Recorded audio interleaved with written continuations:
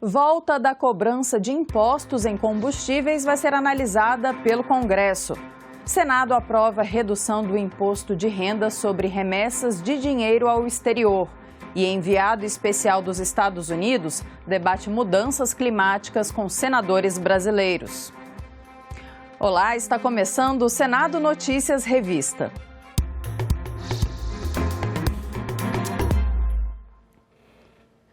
O Congresso vai analisar a medida provisória editada esta semana pelo governo que retoma parcialmente a cobrança de impostos federais sobre combustíveis. A medida prevê que a cobrança do PIS e da COFINS seja de 47 centavos por litro da gasolina e 2 centavos por litro do álcool. Além disso, a Petrobras anunciou no início da semana a redução de 13 centavos sobre a gasolina. Assim, o resultado é uma redução de 34 centavos no preço, embora o valor da bomba fique a critério dos postos. A medida provisória prevê uma reoneração parcial, porque a isenção concedida no ano passado foi de 69 centavos sobre o litro da gasolina e 24 sobre o litro do etanol. Outra medida anunciada pelo ministro da Fazenda, Fernando Haddad, é a criação do imposto de exportação sobre o petróleo cru, ou seja, sem refino, que será de 9,2% pelo prazo de 4 meses. A expectativa do governo é arrecadar 6 bilhões e 600 milhões de reais para compensar a receita perdida, já que não houve a reoneração total. É importante que a medida provisória não trata, por exemplo, da reoneração do gás de cozinha. Nós vamos manter a desoneração do gás de cozinha, que é que atende, sobretudo, aos mais pobres. Será mantida até o final do ano a desoneração em relação ao diesel. E nós vamos organizar uma fase de transição para, sobretudo, a partir de abril, de maio, quando mudará a diretoria da Petrobras, nós possamos aí entrar no mérito da discussão do PPI, do preço de paridade do combustível, que acarretará a rediscussão desse tema, outras reduções do preço do combustível. Na primeira ordem do dia desta legislatura, senadores aprovaram a medida provisória que reduz a cobrança do imposto de renda sobre remessas ao exterior. O plenário do Senado aprovou nesta terça-feira a primeira medida provisória desta legislatura. A MP reduz a alíquota do imposto de renda sobre remessas ao exterior, para cobrir gastos de brasileiros em viagens internacionais. O imposto é cobrado, por exemplo, nas compras de pacotes de viagens e de passagens aéreas, quando não existe acordo entre o Brasil e o país de destino. O texto foi editado no governo do ex-presidente Jair Bolsonaro e perderia a validade nesta quarta-feira, dia 1º de março. A medida reduz de 25% para 6% o imposto de renda retido na fonte destas operações, entre janeiro de 2023 e dezembro de 2024.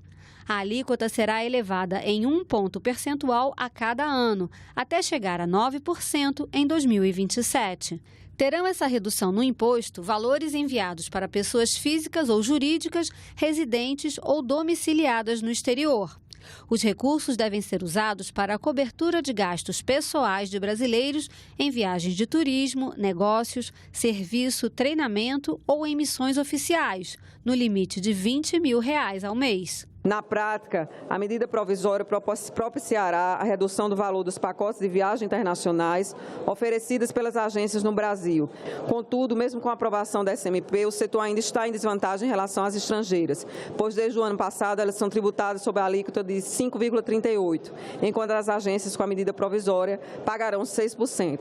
Por isso, mais do que nunca, a medida provisória é importante para, no mínimo, reduzir a diferença e tornar as agências nacionais mais competitivas em relação às agências internacionais. Foi uma demanda do setor, atendida pelo governo anterior, e que o governo do presidente Lula, o ministro Haddad, entendeu que era mais do que pertinente. As senadoras e os senadores que a aprovam permaneçam como se encontram.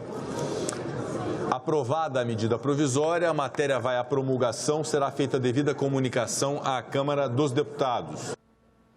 O enviado especial dos Estados Unidos para o Clima, John Kerry, e a embaixadora americana no Brasil, Elizabeth Begley, reuniram-se na terça-feira com o presidente do Senado, Rodrigo Pacheco. O presidente do Senado recebeu a comitiva americana no gabinete da presidência. O combate ao desmatamento e a parceria das duas economias nessa missão, em especial na Amazônia, foi um dos focos da reunião. É um tema absolutamente relevante, a questão das mudanças climáticas, da transição energética, da preservação ambiental. Ele é uma referência mundial nessa matéria e o que transmiti a ele foi um grande otimismo nessa parceria do Brasil com os Estados Unidos da América em torno desse tema e manifestei o que existe hoje no país, que é uma consciência efetiva da sociedade e das instituições de que nós precisamos mudar alguns rumos, que o combate ao desmatamento ilegal das nossas florestas deve ser uma prioridade, que nós temos que focar na transição energética para valorizar combustíveis e a energia renovável. Então, foi um encontro muito positivo de alinhamento, de estabelecimento de parcerias e coloquei o Senado Federal e o Congresso Nacional à disposição dessa colaboração com o Executivo do Brasil e dos Estados Unidos nesse propósito de alinharmos as ações efetivas. Antes do encontro, o embaixador John Kerry encontrou-se com alguns senadores e tratou da questão ambiental e das relações Brasil-Estados Unidos. O senador Isalci Lucas participou da reunião. A ideia é retomar realmente os investimentos, mais recursos, investir inclusive na questão do carbono, da gente poder, os países que desenvolvidos para poder nos ajudar a preservar. O Grupo Parlamentar Brasil-Israel foi instalado nesta semana no Congresso Nacional. O senador Carlos Viana preside o grupo, que tem como objetivo aumentar a cooperação comercial com os israelenses e promover o intercâmbio entre os legislativos dos dois países. O senador Carlos Viana vai dirigir os trabalhos do Grupo Parlamentar Brasil-Israel, instalado nesta terça-feira no Congresso Nacional. O senador Alan Rick será o vice-presidente. O objetivo dos parlamentares é desenvolver o relacionamento entre os legislativos dos dois países, além de contribuir para aumentar o intercâmbio, especialmente na área científica e tecnológica. Hoje, o Brasil conta com 120 mil judeus residentes no país. É a 10ª maior colônia do mundo e a 2ª maior da América Latina. Mais de 300 empresas israelenses de alta tecnologia estão estabelecidas no Brasil e a ideia é ampliar ainda mais o comércio entre os dois países. Estamos no melhor momento das relações comerciais entre nossos países. Em 2022, o fluxo de comércio entre Brasil e Israel dobrou em relação a 2021, alcançando cerca de 4 bilhões de dólares. O aprofundamento da cooperação econômica entre os dois países poderá resultar, senhoras senadores e senhores senadores, em clusters de empresas de inovação tecnológica, ampliando as cadeias de produção e integrando-as ao mercado internacional. Em 2016, estive em Israel, embaixador Daniel, e lá nós conhecemos um grande projeto de tecnologia na área de segurança pública. A tecnologia da informação, a tecnologia de investigação, a tecnologia do reconhecimento facial, que hoje dá embasamento a um dos projetos mais importantes da nossa segurança pública no Acre, o cerco eletrônico. Olha a importância do intercâmbio entre os países. Acho que, junto com vocês, nós podemos aproximar as relações entre os nossos países na área de economia, na área de agricultura, na área de defesa, na área de ciência e tecnologia, na área de cultura. Temos muitas coisas a fazer.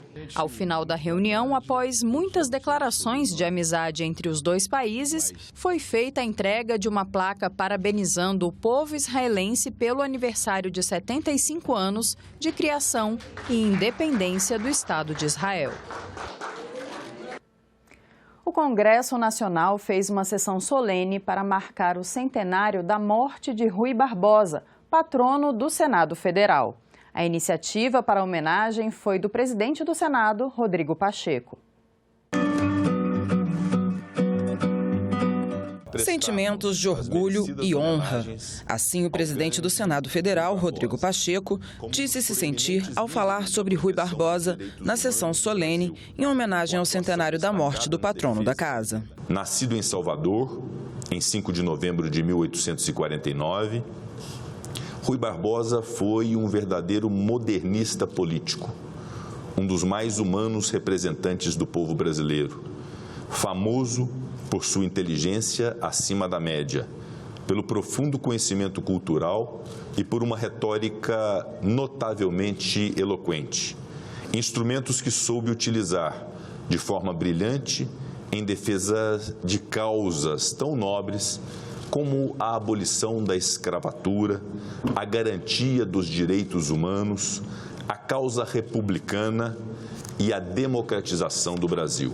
A presidente do Supremo Tribunal Federal, ministra Rosa Weber, lembrou que Rui Barbosa teve papel fundamental na afirmação do Poder Judiciário e destacou a atuação de Barbosa na estruturação política-jurídica da República. Verdadeiro estadista republicano, não temia se indispor com governantes que a sedução autoritária flertavam com a desconfiguração constitucional. Na sede da Rua do Lavradio, no Rio de Janeiro, Rui defendeu muitos de seus inimigos políticos, sem procuração e de forma graciosa. Era ele mais patrono da lei do que da parte. São suas as seguintes palavras: ensinei com a doutrina e o exemplo, mas ainda mais com o exemplo do que com a doutrina. O culto da legalidade, as normas e o uso da resistência constitucional, o desprezo e o horror da opressão, o valor e a eficiência da justiça, o amor e o exercício da liberdade. O ex-presidente da República e do Senado Federal, José Sarney, fez questão de falar da tribuna para relembrar os anos de atuação parlamentar. O membro da Academia Brasileira de Letras classificou Rui Barbosa como um dos fundadores e ídolos do país. Tão grande era a sua visão que até hoje eu relembro sempre que ele dizia que a independência não se completou por causa de dois fatos. Primeiro, não resolvemos a questão dos escravos. Segundo, não resolvemos a questão dos índios, que pesam até hoje para que os homens do presente e do futuro consigam resolver. O Barbosa, além de um jurista, advogado, escritor, filólogo, tradutor, teve essa oportunidade de, na República, comandada pelo então Marechal Deodoro da Fonseca, ser o seu ministro da Fazenda e também, como falou o presidente José Sarney, ter sido ao lado de Prudente de Moraes os dois que construíram praticamente a primeira Constituição da República.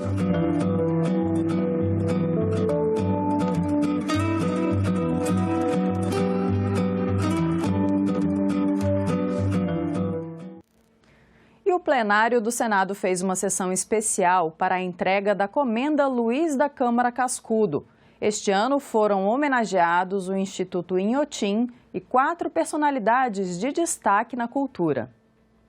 A condecoração foi criada pelo Senado em 2018 para homenagear personalidades ou instituições que tenham contribuído com o fortalecimento da cultura no país. Durante a sessão especial para entrega da comenda, foi exibido um documentário produzido pela TV Senado sobre Luiz da Câmara Cascudo, que dá nome ao prêmio. Historiador, antropólogo, advogado e jornalista, ele foi especialmente um pesquisador das manifestações culturais brasileiras e deixou uma extensa obra, dentre elas o Dicionário do Folclore Brasileiro de 1952.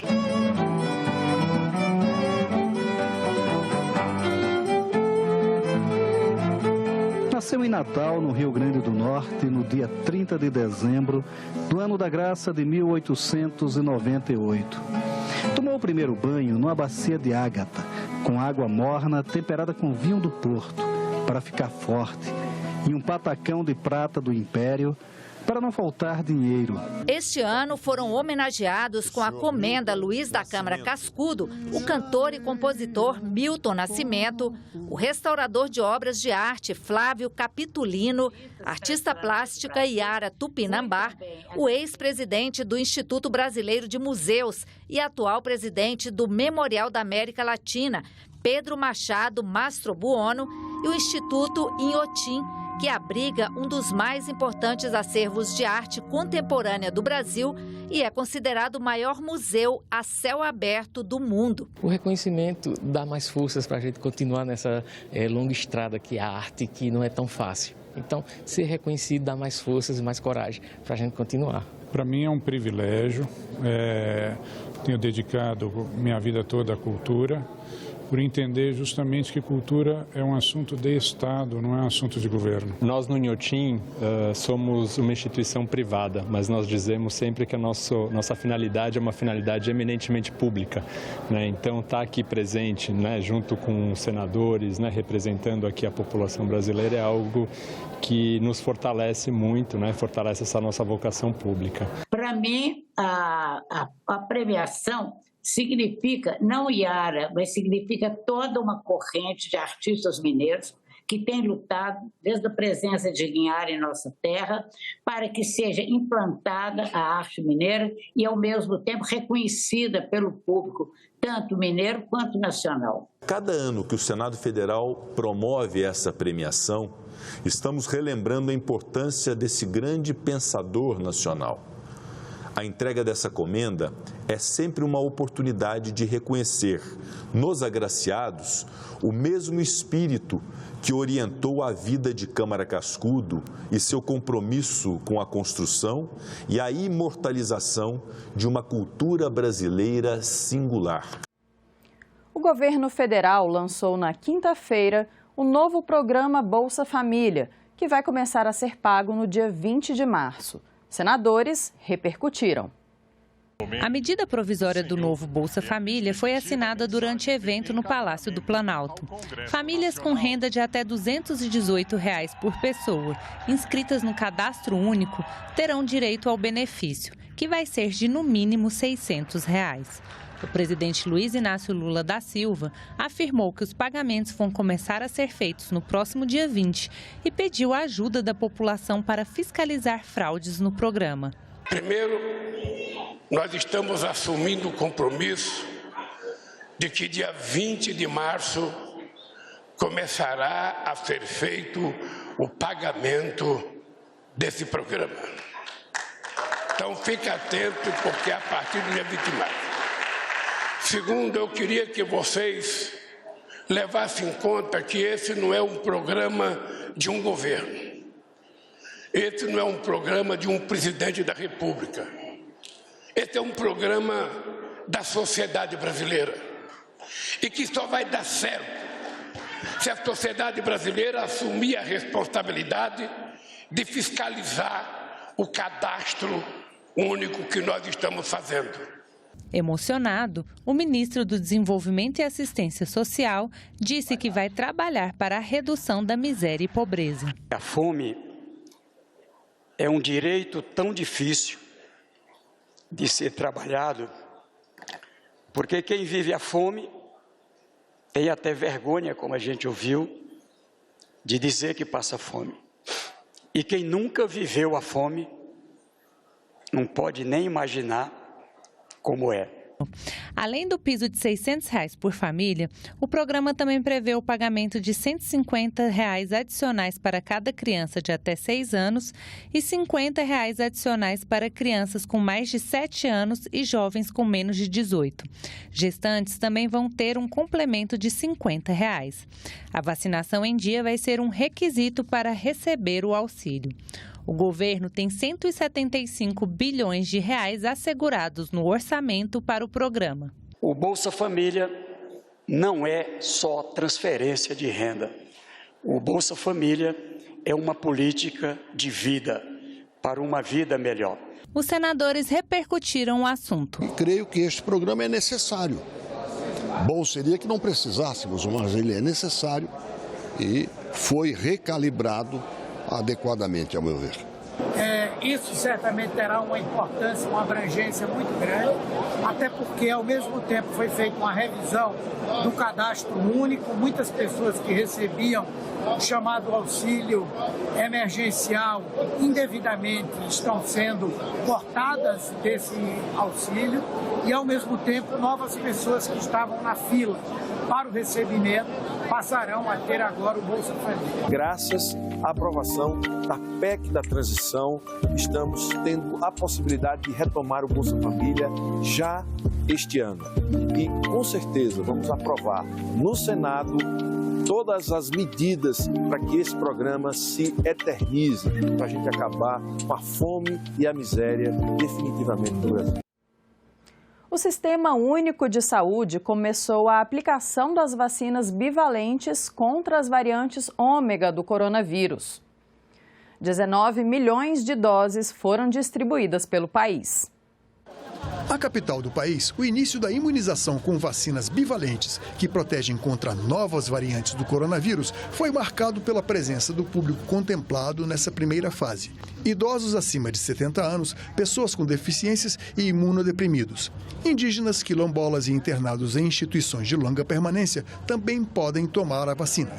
Todos aguardavam com paciência, apesar do sol forte da manhã. 2 anos atrás, o cenário da pandemia era assustador. As duas únicas vacinas disponíveis, a Coronavac e a AstraZeneca, que foram de grande valia, começavam a ser aplicadas, mas o ritmo era lento e a produção dependia de insumos importados.